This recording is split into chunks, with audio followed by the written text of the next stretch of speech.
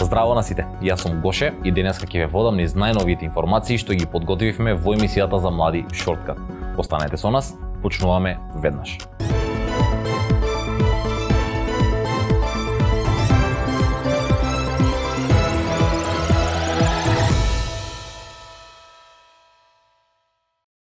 Новата учебна година во основните и средните училишта во земјава започнува утре, 1 септември, и годинава останува официјалниот датум кога започнува учебната година во која сепак ќе има неколку новитети. Имено основците и средношколците ќе имаат пролетен распуст од 29 април до 5 мај по примерот на европските земји. Првото полугодие ќе трае до 30 декември, додека второто од новата учебна година ќе почне на 22 јануари и ќе трае до 17 јуни. Во предстојната учебна година ќе има нов електронски дневник кој се подготвува со поддршка на Европската Унија преку ИПА фондовите. Новото решение треба да ги искорени досегашните проблеми со старата хардверска и софтверска инфраструктура. Учениците во трето и шесто оделение учебната година ќе ја започнат со помошни материјали од кои ќе учат, додека бидат изработени планираните учебници согласно новата концепција за основно образование. Драги ученици, ви посакуваме успех во стекнувањето знаења во предстојната учебна година. Уште една многу актуелна тема периодов се климатските промени и негативните последици со кои се соочуваме како последица од нив.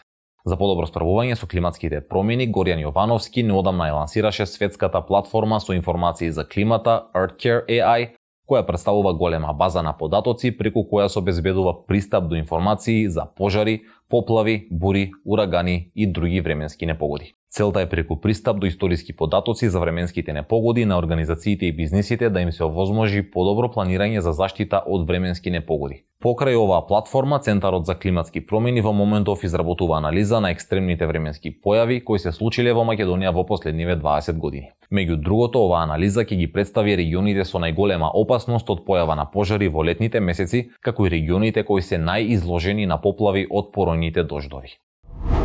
Климатските промени се предизвикани од емисиите на стакленички гасови, при што голем удел во нивното создавање има транспортот.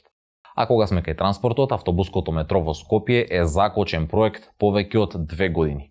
Иако неговата реализација може да го зголеми бројот на патници во јавниот превоз и позитивно да влијае на квалитетот на воздухот во главниот град. Екипа на Метамака провери како функционира автобуското метро во градовите каде веќе е воведен и за ова како пример го избравме италијанскиот град Римини. Повеќе детали погледнете во следниот прилог. Римини е приморски град во Италија, кој во летните месеци има огромен прилив на посетители, така што бројката на население од 150.000 жители се зголемува и до половина милион. За да го решат проблемот со сообраќајниот метеж во градот, властите на Римини во 2019 година ја пуштија во употреба Bus Rapid Transit линијата, односно автобуското метро меѓу Римини и ближниот град Ричионе. Линијата долга речиси 10 километри овозможува сообраќајна лента за движење на автобуси и тролејбуси по засебна траса, подалеку од преполнетите со автомобили улици на Римини. Поради ова, автобуското метро овозможува тројно побрзо време на патување во споредба со обичниот автобуски превоз во Римини, со идентична цена на билетот за патување за граѓаните и со возен парк кој е нов и со поголем капацитет за превоз на патници. Поаѓањата на автобуското метро се загарантирани според возниот ред, така што патниците во Римини имаат доверлив и брз начин на патување низ градот.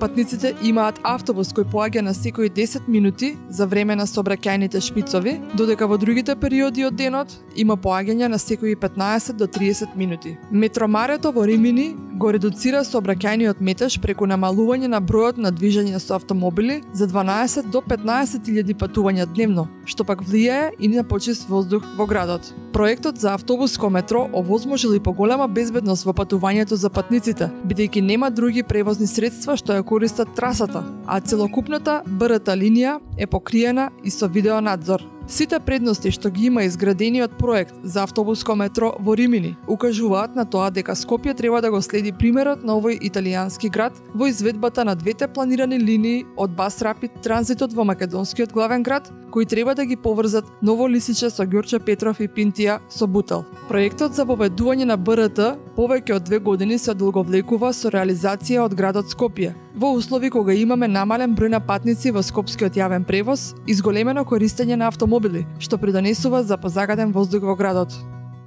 А за крај на денешната емисија ви предлагаме предстојниот викенд да го започнете со првиот самостоен концерт на бендот 21 век. Младинскиот културен центар во Скопје утре вечер ќе биде домаќин на триото Васко Атанасовски, Дени Крстев и Раде Ордановски. Како гости на концертот ќе настапат и Vagina Corporation и Red 18. Позитивна енергија, многу танцување и експериментирање со разни музички жанрови се загарантирани, така што наша топла препорака е утре вечер во 21 часот да бидете во МКЦ.